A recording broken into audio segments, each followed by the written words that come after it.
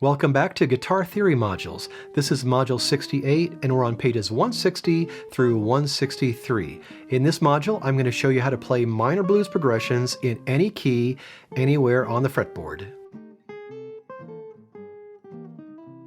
For these minor blues progressions, we're going to play either minor or minor 7 chords for our 1 and our 4 chords.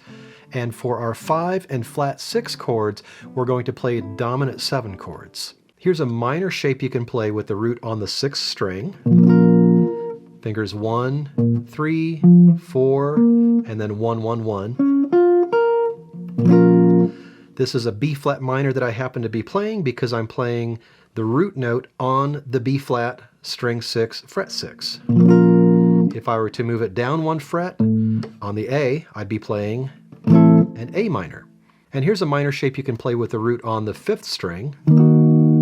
This is fingers 1, 3, 4, and 2. And of course this is also movable. That's an E flat minor that I'm playing because I'm playing the root on the E flat, string 5, fret 6. If I were to move it up 1 fret, it would be an E minor. And here's a minor 7 shape you can play with the root on the 6th string. This is fingers 2, and then 3, 3, 3. So finger 3 bars strings 2 through 4, and finger 2 goes slightly over the top of finger 3 and plays the root, but also gives finger 3 a little bit of support.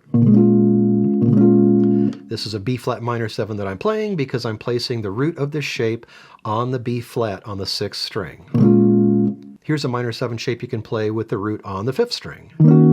Finger 1, 3, 1, and 2. So finger 1 is barring strings 3 through 5. That's an E flat minor 7 that I'm playing because of the placement of my root note. And here's another minor 7 shape you can play with the root on the 5th string. This is my favorite one to play. This is fingers 3, 1, 4, and 1. Finger 1 is barring strings 2 through 4. This is also an E flat minor 7 that I'm playing because I'm placing the root of the shape on the E flat on the 5th string. Here's a dominant 7 shape you can play with the root on the 6th string. Finger 1, 2, 4, and 3. That's a B flat 7 that I'm playing because of the placement of my root note. And here's a dominant 7 shape you can play with the root on the 5th string. Fingers 1, 3, 1, and 4. So finger 1 is barring strings 3 through 5. That's an E flat 7 that I'm playing because of where I'm placing my root note. And here's another dominant 7 shape you can play with the root on the 5th string. This is fingers 3, 2, 4, and 1. This is shaped just like a C7, except you're not playing the outer strings, you're playing the middle 4 strings, so no open strings, which means you can move it around. This is an E flat 7 that I'm playing because of the placement of my root note. To navigate most minor blues progressions, you need to know how to find the root of the 1, 4, 5, and flat 6 chords in relation to each other.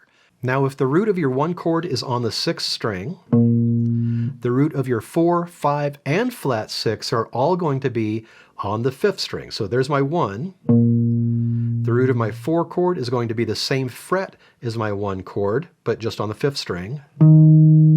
The root of your 5 chord or your dominant chord is going to be 2 frets higher than your 4 on the same string. And the root of your flat 6 is going to be 1 fret to the right of your 5 chord. So 1, 4, 5, and flat 6. And remember, for our 1 and our 4 chords, we're either playing minor chords or minor 7 chords. And for our 5 and flat 6 chords, we're playing dominant 7s. Now, if the root of your tonic or your 1 chord is on the 5th string, then your 4, 5, and flat 6 are all going to be on the 6th string. So here's a 1, or I should say the root of a 1. Your 5 chord root, or your dominant, is going to be on the same fret as your 1 chord, but on the 6th string. The root of your 4 chord is going to be on the 6th string as well, 2 frets to the left of your 5 chord. and your flat 6 root is going to be 1 fret to the right of your 5 chord. So there's your 1, 4, 5, and flat 6. And again, for our 1 chord and our 4 chord, either minors, minor or minor 7s. And for our 5 and our flat 6 chords, it's going to be dominant 7s.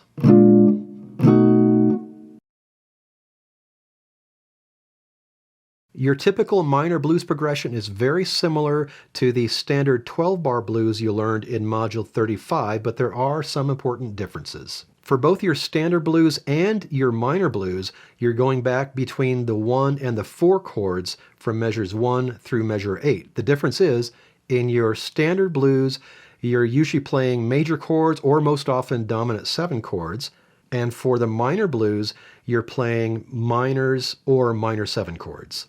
The biggest difference in terms of function is in measures 9 and 10. In measures 9 and 10 of the standard blues, you're going from the 5 chord to the 4 chord. In a typical minor blues, in measures 9 and 10, you're going from the flat 6 to the 5 chord, and those are going to be played as dominant 7 chords.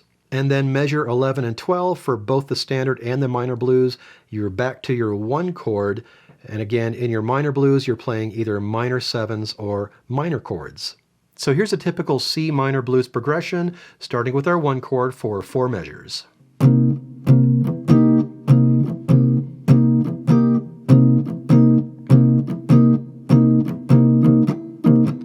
To our 4, to our 1, flat 6, 5, and 1. So one thing I'd like you to do right away is memorize this minor blues progression. And if you've already memorized your standard blues progression from Module 35, this shouldn't be too tricky because the functions are all the same, your 1s and 4s from measures 1 through 8, and then measures 11 and 12. The difference being measures 9 and 10, you're playing from your flat 6 to your 5. On page 162, we have this minor blues exercise. This is a playing exercise, and what I'd like you to do is pick a few minor blues keys a day from this list, and for this example, we're going to use the key of A minor. That's going to put the root of our 1 chord on the 6th string at the 5th fret, which means our 4 chord is going to be at the 5th fret as well, but on the 5th string. 5 chord is going to be located at the 7th fret on the 5th string, and your flat 6 root is going to be at the 8th fret. And for our 1s and 4s, either minors or minor 7s, I'm going to play minor 7s. And for our 5 and our flat 6 chord, remember dominant 7 chords. 1 chord for 4 measures. To our 4 chord. Back to our 1, flat 6, 5, and 1.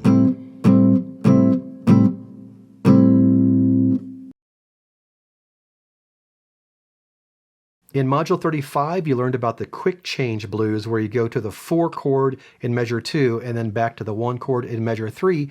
You can do the same thing with minor blues progressions. To the 4 chord in measure 2, measure 3 back to the 1 chord. So here's a typical C minor blues as a quick change blues. 1 chord, to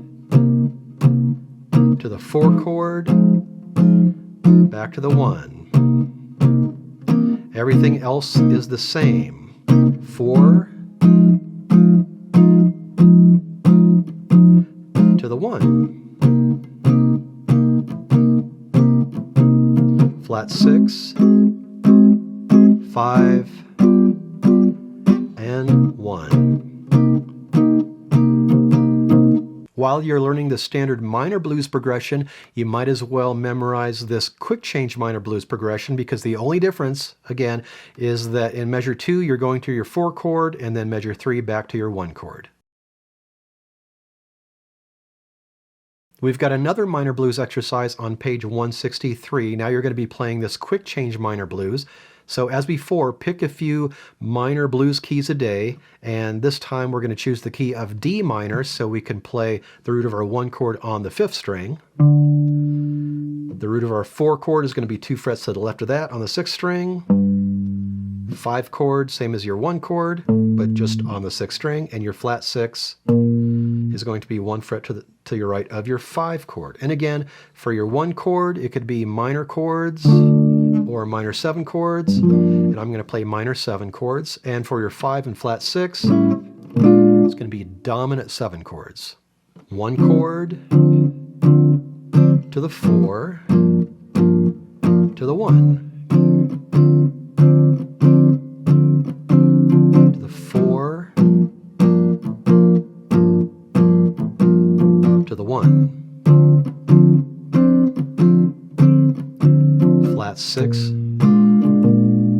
5, and 1. Don't forget to check out my book, Guitar Theory Modules. Of course, you can watch all these videos for free, but if you have your own copy of Guitar Theory Modules, you'll have all this information in one place. It's going to be a lot easier to follow along. So I'll leave a link for Guitar Theory Modules in the description. Take your time with this, and then when you're ready, I'll see you in Module 69, where I'm going to show you how to recognize, write, and play major 6 chords.